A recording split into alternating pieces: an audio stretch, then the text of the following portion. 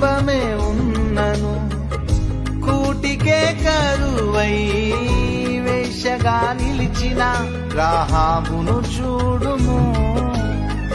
అడుగడుగున అవమానాలే గుండెలో గాయాలై అవసరానికే ఆట బొమ్మగా మిగిలెనా. చూచుచున్న దేవుడే చులకనగా చూచెనా, కోర పాపి అంటూ విడచిపోలేదుగా. పరిశుద్ధుని వంశములో స్థానమునే ఇచ్చెనుగా, ఘోర పాపి అయినా తన ప్రేమతో కడిగెనుగా. నమ్ముట నీ వలనైతే సమస్తము సాధ్యమేగా, చిరికిన నీ స్థితిలో చిరునవ్వుతో నింపునుగా.